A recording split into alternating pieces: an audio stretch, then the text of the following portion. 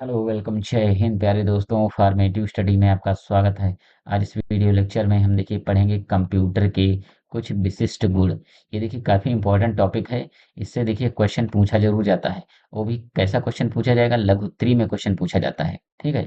तो इससे पहले हम बता दें, देखिए क्लास को स्टार्ट करने से पहले कि इससे पहले जो कंप्यूटर की 3 क्लासेस हो चुकी हैं। तो जिन लोगों ने देखिए क्लासेस नहीं देखी है 3, वो जाकर वो देख सकते हैं। ठीक है। और हम देखिए डेली फर्स्ट सेमेस्टर की सारी सब्जेक्ट की सभी क्लासेस आपको करवाएंगे। देखिए आपको कहीं भी जाने की ज़रूरत नहीं है। और धीरे धीरे देखिए सारे सब्जेक्ट हो भी रहे हैं, और जो सब्जेक्ट हो रहे हैं उनकी प्लेलिस्ट भी बनी है। तो आप जाकर देखिए प्लेलिस्ट एक बार चेक जरूर कर लीजिए। ठीक है। और वहाँ से जो कोई सब्जेक्ट, अगर आपका कोई क्लास अगर छूटी है, तो वहाँ प्लेलिस्ट से आप जाकर देख सकते हैं। ठीक है। अगर आपका जैसे 2-4 क्लासेस छूट गई हैं, तो आप क्या कीजिए, देखिए एक दिन में इस हिसाब से फिक्स कर लीजिए कि 3-3 क्लासेस देख लीजिए। और देखिए इतनी लंबी क्लासेस है नहीं, आप चाहें तो एक दिन में 4-5 भी क्लासेस देख सकते हैं। ठीक है। तो आइए क्लास को स्टार्ट करते हैं। तो समझिए कंप्यूटर के विशिष्ट गुण क्या होते हैं। तो देखिए ये समझते हैं कंप्यूटर के कुछ विशिष्ट गुण। ठीक है। तो पहला है देखिए गति यानी स्पीड। कंप्यूटर में देखिए स्पीड का काफी रोल है। देखिए कंप्यूटर बहुत तेजी से गणना और डेटा प्रोसेसिंग कर सकते हैं। ठीक है।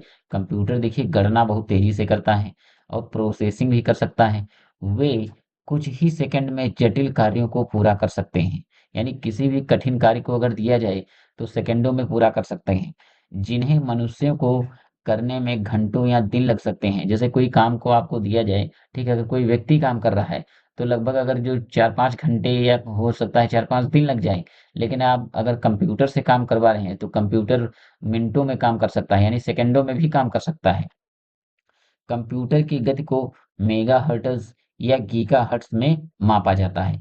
तो ये रहा देखिए कंप्यूटर का पहला विशिष्ट गुण, गति।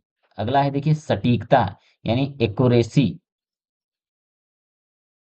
कंप्यूटर त्रुटियों के बिना लगातार और सटीक परिणाम देते हैं। देखिए कंप्यूटर गलतियां नहीं करता है, ठीक है, और वो सटीक परिणाम देते हैं। यदि कंप्यूटर डेटा सही है, ठीक है, सॉरी, यदि इनपुट डेटा सही है, यदि आपने जो डेटा को इनपुट किया है वो अगर सही है, तो कंप्यूटर हमेशा सही आउटपुट देगा। ठीक है। Computer garbage in garbage out, ठीक है, गीगो सिद्धांत पर काम करते हैं, जिसका अर्थ है कि यदि आप गलत डेटा इनपुट करते हैं तो आपको गलत परिणाम मिलेंगे। ठीक है। जैसे इसका क्या मतलब है, सटीकता यानी एक्यूरेसी। यदि आप किसी चीज को अगर काम, अगर कोई आप कंप्यूटर से पूछ रहे हैं कोई सवाल, अगर आप सवाल का देखिए क्वेश्चन सही क्वेश्चन करेंगे तो उसका उत्तर भी आपको सही मिलेगा। अगर आप कुछ गलत दे रहे हैं तो देखिए उसका परिणाम भी गलत ही मिलेगा। ठीक है। अगला है देखिए, अगला गुण है कंप्यूटर का परिश्रमी। ठीक है।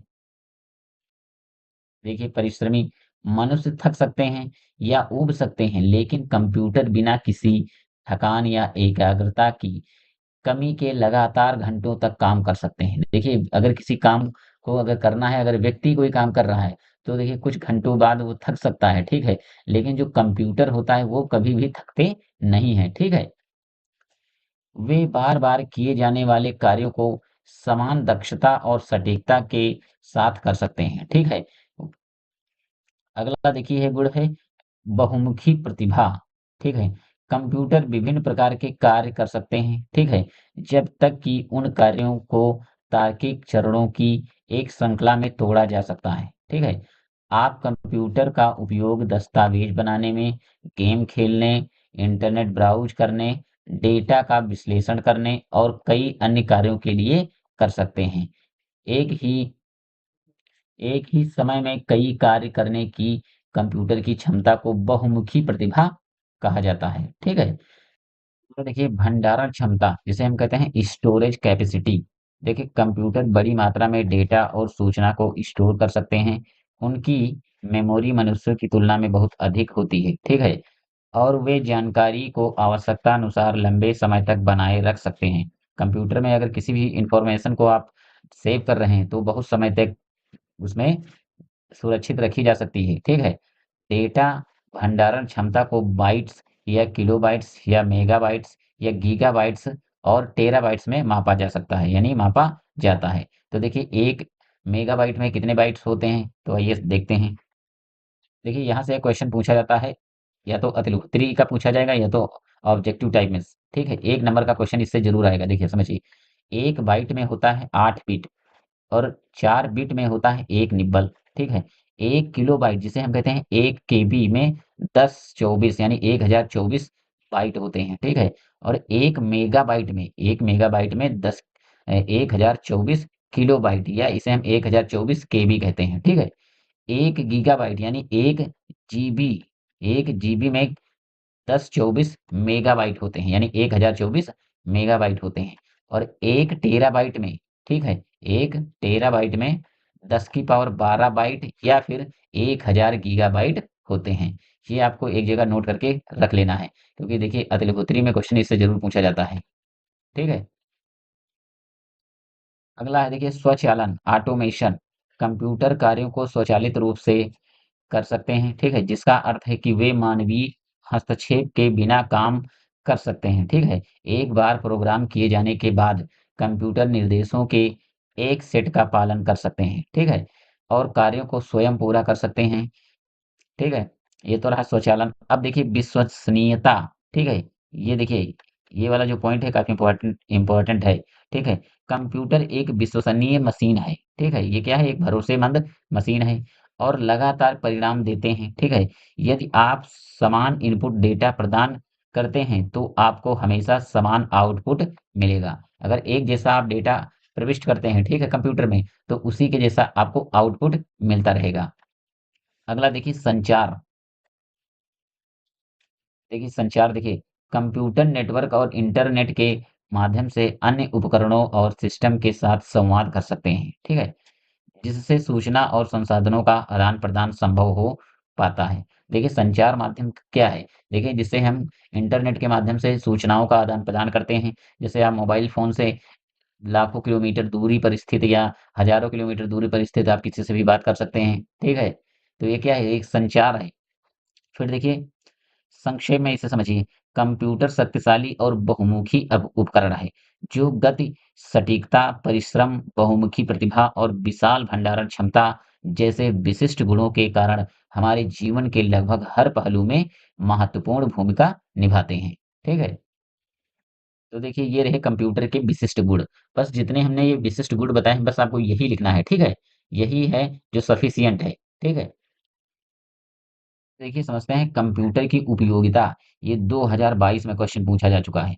2022 में पूछा गया था कि कंप्यूटर की उपयोगिता लिखिए। ठीक है, तो देखिए पहला, दैनिक जीवन में संचार। देखिए कंप्यूटर और इंटरनेट के माध्यम से हम ईमेल भेज सकते हैं। ठीक है, कंप्यूटर के माध्यम से आप ईमेल भेज सकते हैं और वीडियो कॉल कर सकते हैं। यानी हम संचार में क्या क्या उपयोग कर सकते हैं, यानी ईमेल कर सकते हैं और वीडियो कॉल कर सकते हैं और सोशल मीडिया के माध्यम से दुनिया भर के लोगों से जुड़ सकते हैं। देखिए संचार के माध्यम से ही तो हम दुनिया भर के लोगों से जुड़े हैं। जैसे आप देखिए इंस्टाग्राम है, फेसबुक है, ठीक है?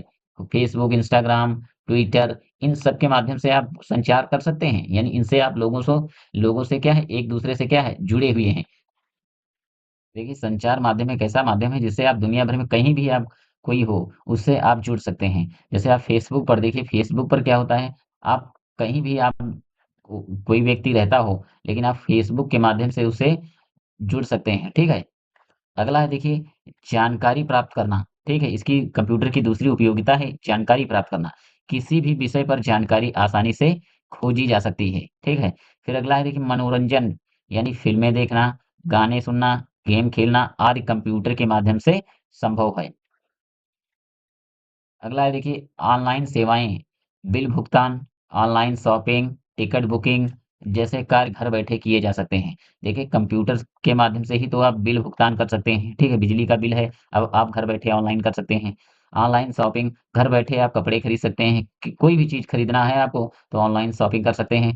टिकट बुकिंग, अगर आप पहले क्या था, जो आप टिकट बुक करना, जैसे आपको कहीं ट्रेन से जाना है, तो आपको वहाँ पर स्टेशन जाकर, यानी वहाँ पर पता करना होता था कि टिकट मिलेगा या नहीं मिलेगा। लेकिन अब क्या है, आप देखिए अपने मोबाइल फ़ोन से ही टिकट बुक कर सकते हैं, घर बैठे।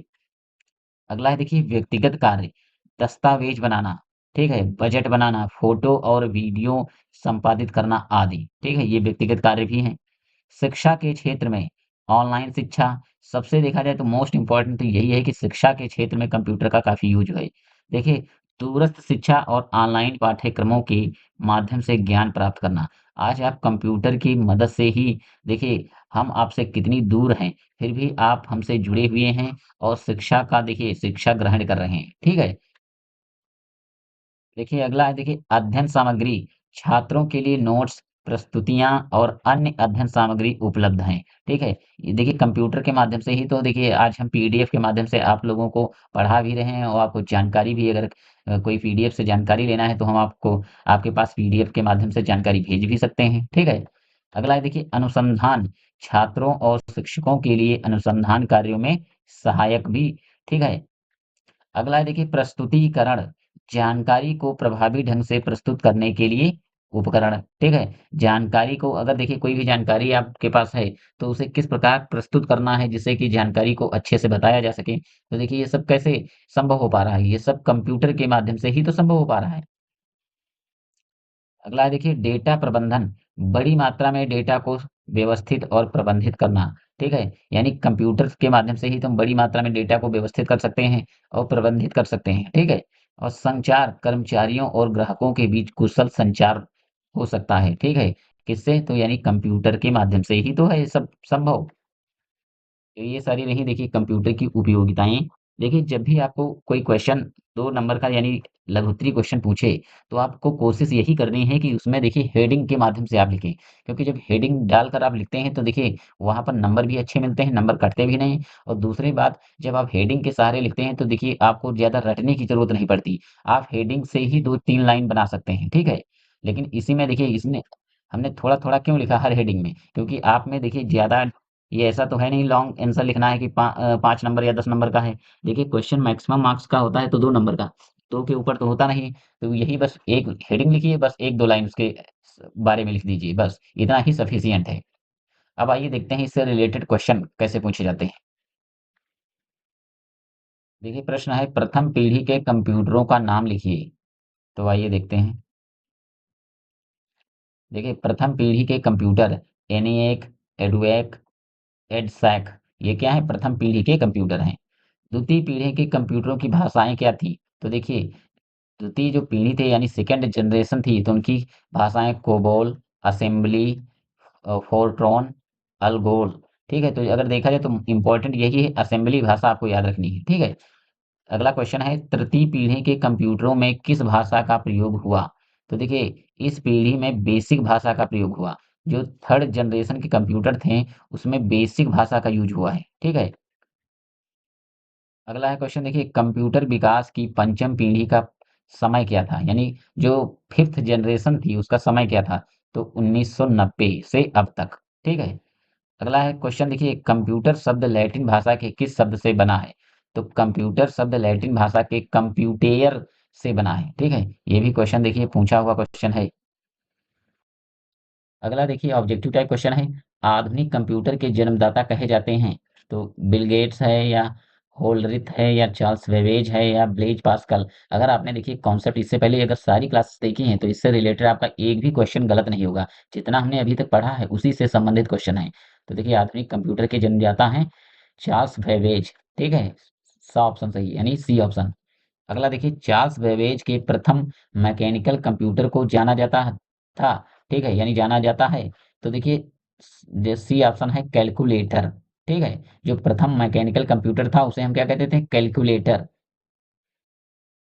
अगला क्वेश्चन है देखिए प्रारंभिक इलेक्ट्रॉनिक कंप्यूटर था। तो देखिए आरकेएन, अबेकस, एबीसी या मार्क सेकंड। तो देखिए प्रारंभिक इलेक्ट्रॉनिक कंप्यूटर था एबीसी, ठीक है? अगला क्वेश्चन है सीपीयू का पूरा नाम। ये देखिए अभी हम सीपीयू के बारे में पढ़ा नहीं लेकिन ये क्वेश्चन हमने डाल दिया है। अभी आगे हम पढ़ेंगे, ठीक है? तो देखिए central processing unit C option सही है इसमें। अगला देखिए भारत में विकसित सुपर कंप्यूटर।